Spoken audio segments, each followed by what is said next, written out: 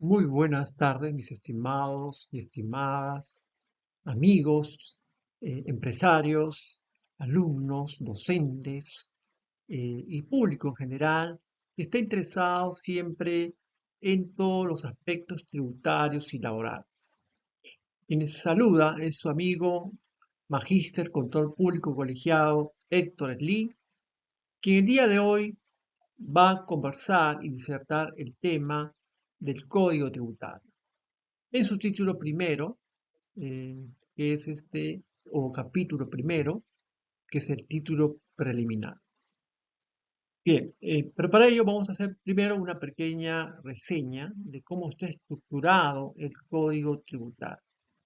En primera instancia, el capítulo 1 nos habla del título preliminar, que es base de nuestra conversación del día de hoy. En segunda instancia, el siguiente capítulo nos habla de la obligación tributaria. El siguiente libro es la administración tributaria y los administrados. El siguiente capítulo ya nos habla de los procedimientos tributarios. Y finalmente, el último capítulo son las infracciones y sanciones de carácter tributario. Bien, lo que nos convoca el día de hoy es conversar acerca del título preliminar, ¿no? Entonces, fundamentalmente, el título preliminar incluye y abarca 16 normas digamos, de carácter tributario, ¿no? Entonces, la primera norma está relacionada a la relación jurídico-tributario que existe entre el Estado como sujeto activo y, por otra parte, el contribuyente como sujeto pasivo. Entonces, ambas, entre ambos actores va a existir pues un, un nexo que los va a unir, que es la obligación tributaria. Esta obligación tributaria, que es el tributo que nace como tal y que el sujeto activo Estado pues lo crea o lo genera a través de un marco legal, a través de una ley o un decreto ley en caso de delegación de facultades, y que en base a su poder del jus imperium o poder coercitivo que ejerce el Estado, obliga al sujeto pasivo contribuyente al pago de esta obligación tributaria. Entonces el contribuyente lo que va a hacer es realizar la prestación del pago correspondiente en efectivo a favor de las entidades del Estado, de tal manera que se cumpla con esta obligación tributaria. Y como es justamente es un pago de una obligación tributaria a favor del Estado, esta protección tributaria también no es gratis. O sea, esto va a haber digamos, unos servicios que el Estado va a corresponder a favor del ciudadano, a favor del contribuyente, como vamos a poder apreciar cuando veamos la clasificación de los tributos, que hay ciertos tributos como impuestos, tasas y contribuciones que van a beneficiar de manera indirecta o directa al contribuyente. Entonces, esto sería, digamos, la relación jurídico-tributaria, pues, que se da entre ambos actores. Esta relación jurídico-tributaria digamos, va a formar parte del sistema tributario nacional en sí, que, digamos, establece y lo define a lo largo de todos los capítulos del Código Tributario y que sus elementos, entre uno de sus elementos, pues están estos actores que es el Estado, el contribuyente, el tributo, este, digamos, y también otros elementos que podrían darse, como podría ser, por ejemplo, las exoneraciones, las leyes, los principios, los procedimientos tributarios, que conocemos que hay un capítulo entero en el Código Tributario que habla sobre los procedimientos tributarios, ¿no? Estos procedimientos tributarios, pues, que pueden ser, digamos, procedimientos que realiza el contribuyente como, digamos, el proceso de reclamación que hace ante la SUNAT y el proceso de apelación también que realice ante el Tribunal Fiscal en caso que la SUNAT le deniegue, digamos, digamos, la respuesta sea, en su resolución sea contraria a los intereses del contribuyente y este considere que sus derechos han sido vulnerados y por lo tanto apela ante el Tribunal Fiscal, puede llegar incluso hasta el Poder Judicial en caso, ya sería un procedimiento administrativo, contencioso administrativo, ¿no? Bueno, eso sería, digamos, en este marco de estas relaciones jurídico-tributarias y en marco del sistema tributario nacional que hemos mencionado. Este tributo se paga entonces en dinero, es fijado por una ley y sin caso no se cancele, pues eh, es sujeto, pues pasible de una sanción. En caso de incumplimiento de la evaluación tributaria, sea por cuestiones formales o sustanciales, simplemente va a haber sanciones de por medio, ¿no? Entonces, hay un capítulo también del capítulo entero del Código Tributario que establece y fija todas las sanciones e infracciones a que se va a ver expuesto el contribuyente o sujeto pasivo por incumplimiento de las obligaciones tributarias. Y toda esta obligación tributaria, toda esta deuda tributaria que va a ser en favor pues de las entidades públicas que establece el marco legal, ¿no? La clasificación de tributos, en esta clasificación de tributos tenemos pues, por un lado el impuesto, la contribución y la tasa, un impuesto que en sí es un tributo cuya obligación va a generar una prestación indirecta en beneficio del contribuyente. Es decir, que yo contribuyente pago mi impuesto a la renta, pero ese impuesto a la renta no me va a redituar un beneficio personal de parte del Estado, sino que me va a generar un beneficio indirecto, ¿no? Yo puedo percibir, por ejemplo, al momento de pagar mi impuesto a la renta, que el Estado construye carreteras, construye puentes, construye hospitales, escuelas, y esto es en favor, pues, digamos, no beneficio de Héctor Slee, sino en beneficio de los 30 y tantos millones de peruanos que somos en todo el país. Entonces, es un beneficio indirecto para Héctor Slee, sí, porque evidentemente sirve para el Estado, ¿no? Entonces, estas obras públicas, estas inversiones o grandes inversiones o pequeñas inversiones, como podrían darse ser el caso, se van a dar en el marco de la norma de programación multianual de inversiones. Y esa norma establece la priorización de las inversiones, digamos, en función pues de cuáles son las más importantes, las que se deben ejecutar en principio y en ese orden menos prioritarias. Y también las IOR, que son otro tipo de inversión de menor cuantía, que también en ese marco se pueden presentar para poder cubrir, digamos, algunas brechas de infraestructura, ¿no? Entonces, ese sería, digamos, en principio, la definición de impuesto. La contribución es una obligación tributaria que va a generar un beneficio a un determinado grupo de personas. Ya avanzamos un poco del beneficio indirecto a un beneficio, pero este beneficio no es a todos, a toda la población nacional, sino a un determinado grupo de personas. Por ejemplo, es el caso de la contribución, digamos, de Exsalud, que se ve obligado a pagar el empleador por cada trabajador que se encuentre en su planilla de remuneraciones, sea administrativo o obrero, y que por ese pago de esa contribución a salud, el trabajador pues se va a ver beneficiado con el servicio de las prestaciones de salud que brinda esta entidad o institución llamada Exsalud. Entonces, esto sería un principio, un ejemplo claro de lo que es contribución. La tasa ya es otro tributo que también genera pues un beneficio ya más personalizado, ¿no? En ese sentido hay tres tipos de tasas que son, por un lado, los arbitrios, los derechos y licencias.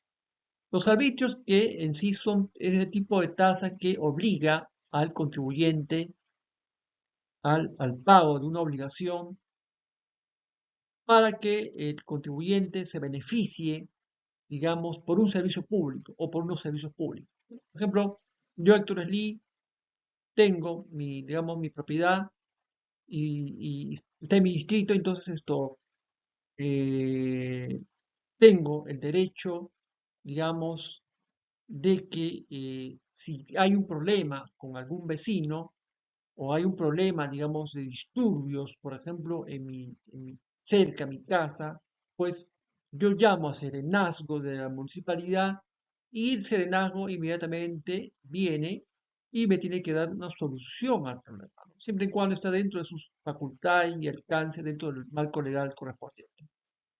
Entonces, eso sería un beneficio, digamos, individualizado para Héctor Slim.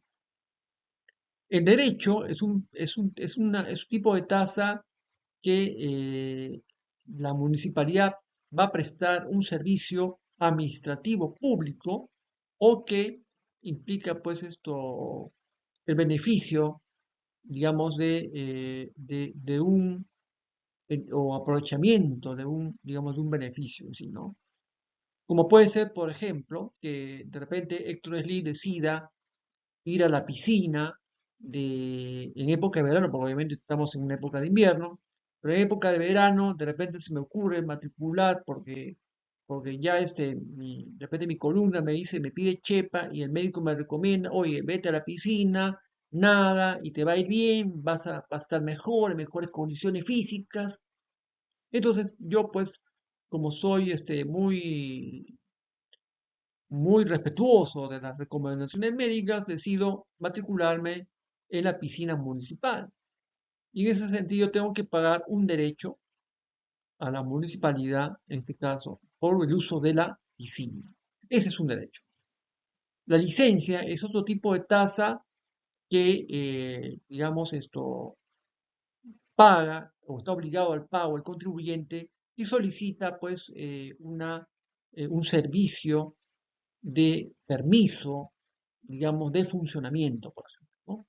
La denominada licencia de funcionamiento sería un claro ejemplo para aquellos negocios que, por ejemplo, se pueden constituir, digamos, sea tiendas, lavanderías, sea panaderías, incluso los negocios también administrativos, en una oficina administrativa que se pueda dar, debe contar con su respectiva licencia de funcionamiento. Entonces, esto sería, en síntesis, digamos, los tipos de tributos que se dan en nuestra legislación. Ahora, hay otra norma, digamos, que define dentro de este capítulo que estamos viendo del Código Tributario, es la norma de las fuentes de derecho tributario.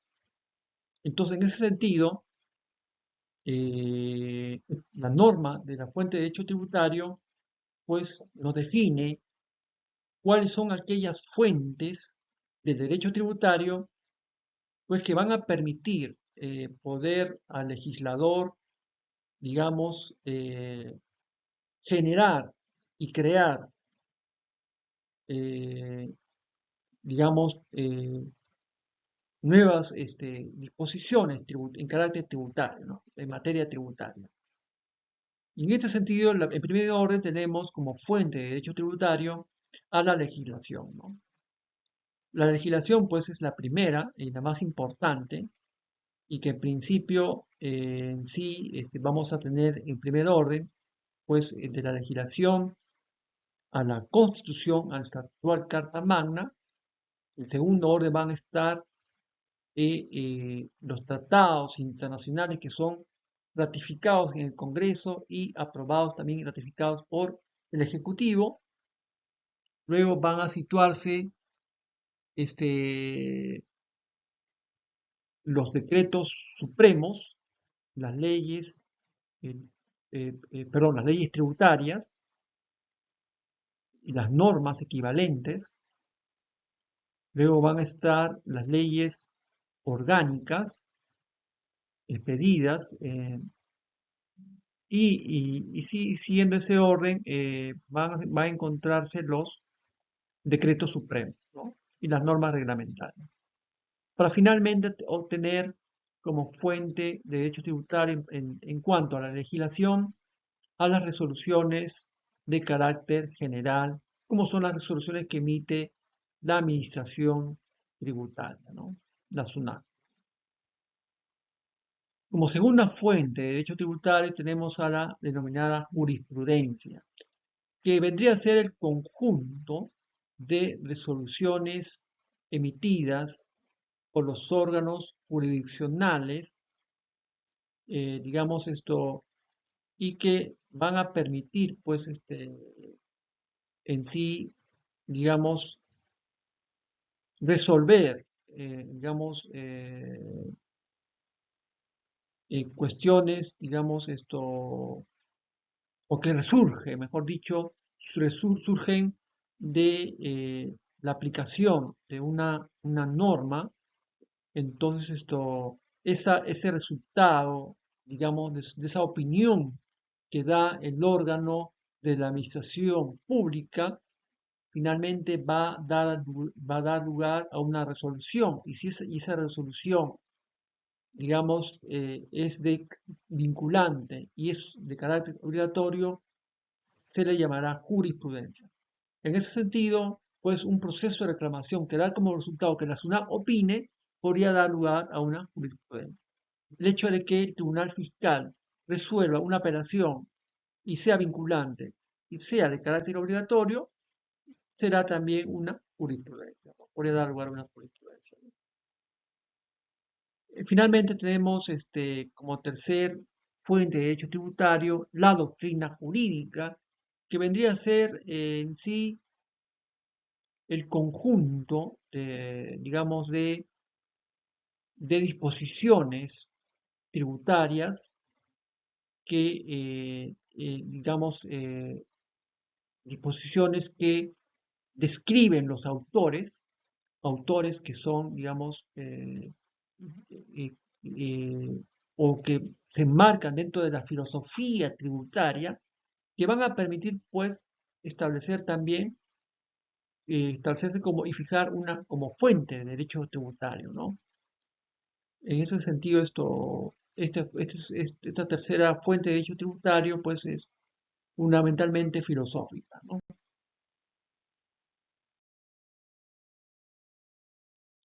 Hay otra norma en este título preliminar del Código Tributario que se denomina el principio de legalidad o reserva de la ley, la cual en sí eh,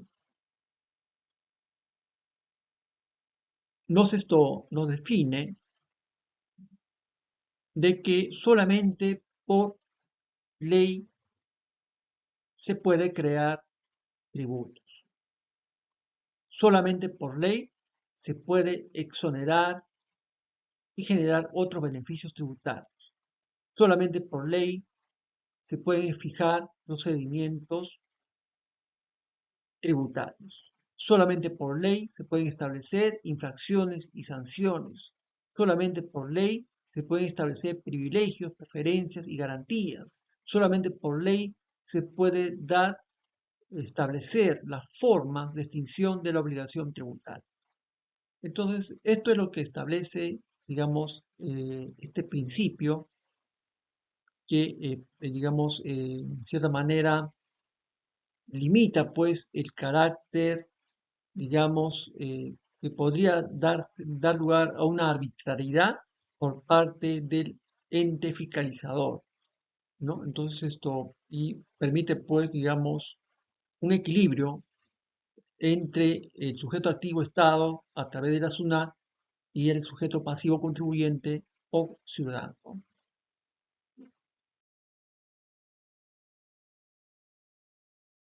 Hay otra norma que es la modificación y derogación de normas tributarias, que en principio nos dice que solamente por una norma que sea ley o de rango similar, es decir, un decreto legislativo que es expedido por el Ejecutivo, con cargo a rendir cuenta al legislativo cuando este legislativo le otorga facultades para legislar en materia tributaria al Ejecutivo, solamente se puede modificar y derogar normas tributarias, ¿no? Entonces, eso es fundamentalmente, en resumidas cuentas, lo que nos quiere decir esta norma del título preliminar.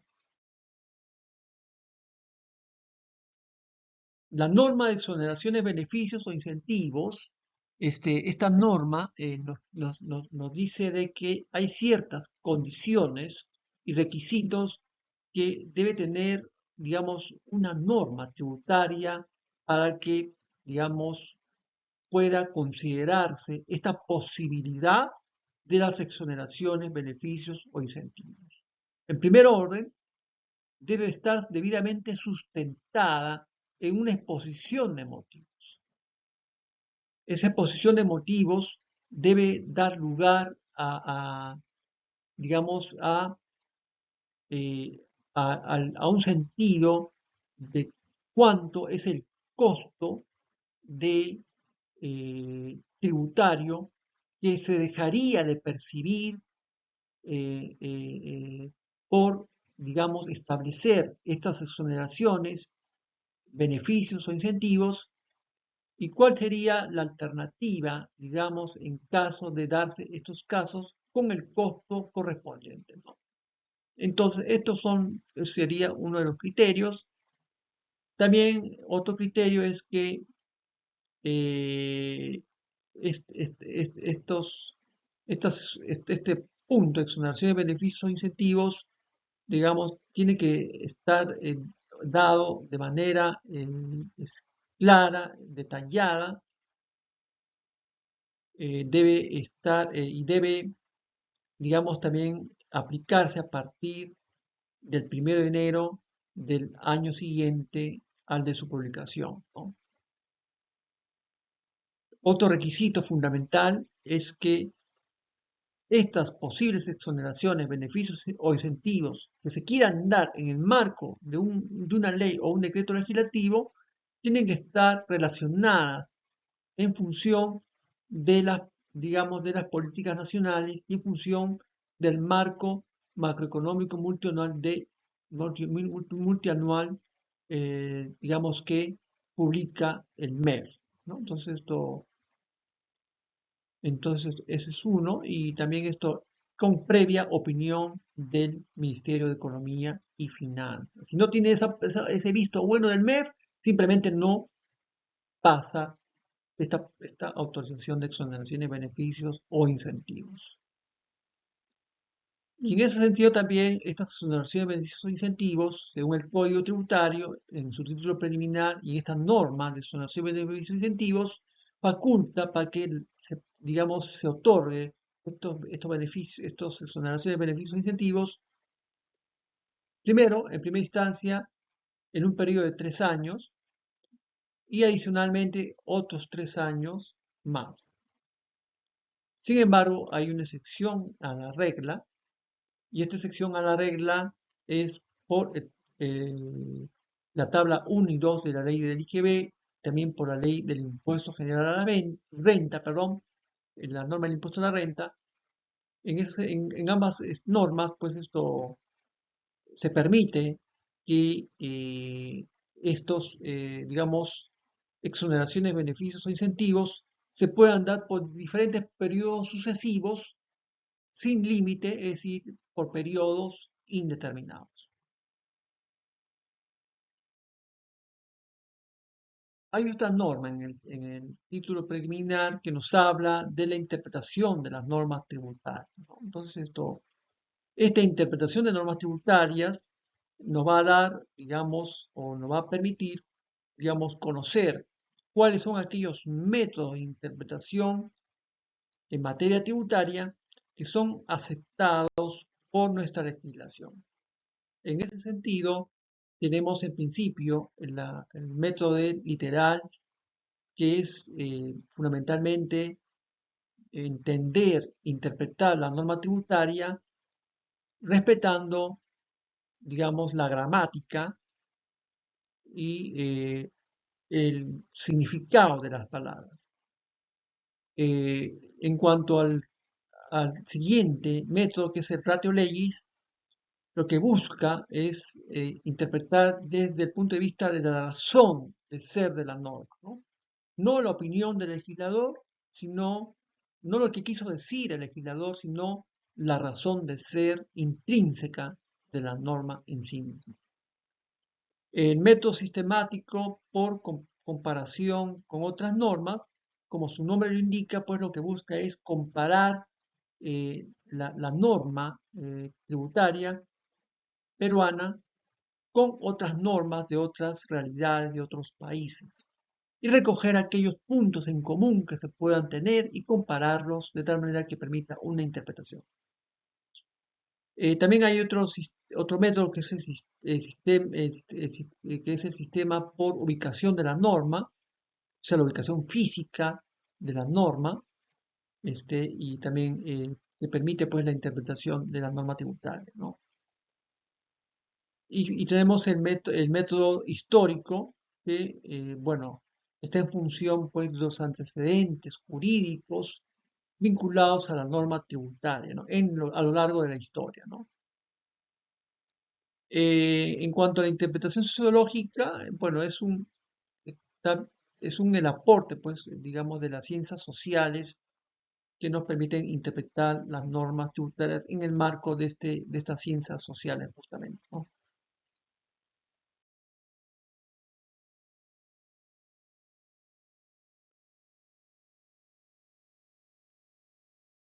Hay esta norma que nos habla de los principios tributarios, eh, de los principios en derecho tributario, y que en principio tenemos como principios tributarios que permiten, digamos, cubrir aquellos vacíos que la norma, digamos, no ha previsto, y que en este sentido los principios de derecho tributario van a permitir complementar o, digamos, en todo caso, cubrir esos vacíos jurídicos que ha dejado el legislador.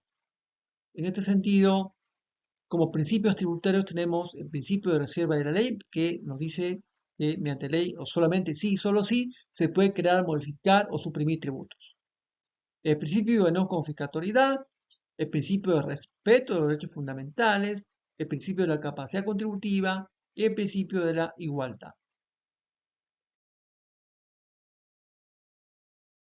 Hay otros principios también de carácter de derecho tributario que pueden ser complementados, como son los principios de la norma, de la ley del sistema de procedimientos administrativos, ¿no? En general, y otras normas supletorias del derecho tributario, ¿no? O administrativo. Bien, hay otra norma que es la vigencia de las normas tributarias que consideran que un dispositivo tributario rige desde el día siguiente de su publicación, salvo disposición en la misma norma.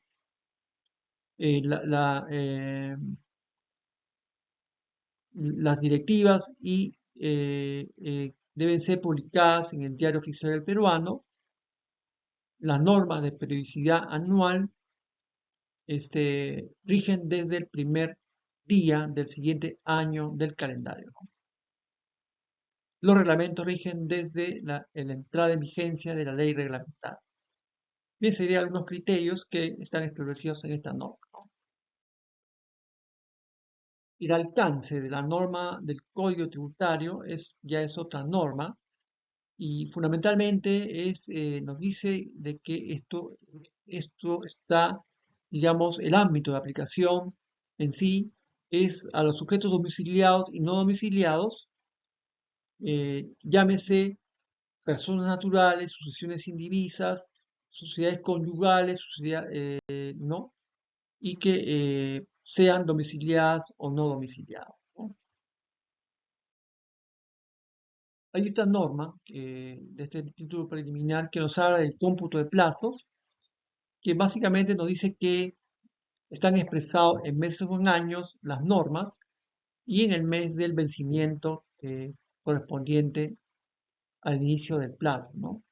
Debe estar expresado en días hábiles y deben vencer digamos, si vencen en un día inhábil, se prorroga el vencimiento hasta el primer día hábil siguiente, ¿no?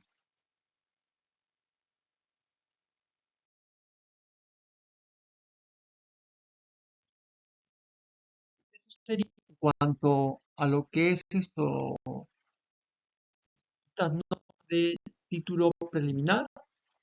Eh, para mí ha sido un gusto y un honor compartir con ustedes, digamos, en forma resumida, este primer capítulo de, del Código Tributario, que es el título preliminar. Mi agradecimiento a todos ustedes, mis estimados y estimadas, colegas, empresarios, estudiantes, educadores, profesionales, público en general, y que en sí pues están siempre deseosos de querer conocer un poquito más acerca de temas de carácter tributario, como el que hemos visto el día de hoy, que es el primer capítulo, que es el título preliminar del Código Tributario, que incluye sus 16 normas que hemos podido comentar. Bien, mi agradecimiento. Se despide su amigo Héctor Sli, una vez más, deseándoles pues que Dios los bendiga a ustedes, a su familia, a sus seres queridos, y conmigo pues será hasta una próxima oportunidad. Si te gustó este videíto, pues esto, dale un me gusta y sígueme en estas redes sociales para poder, digamos, poder seguir continuando con la labor académica de compartir el conocimiento, digamos, a través de las redes sociales y poder seguir colgando más videos de carácter tributario y también en materia laboral y financiera. Eh, Muchas gracias, un fuerte abrazo y estaremos comentándoles acerca de sus próximos cursos en materia tributaria, laboral y financiera que estaremos por aperturar. Muchas gracias. Bendiciones.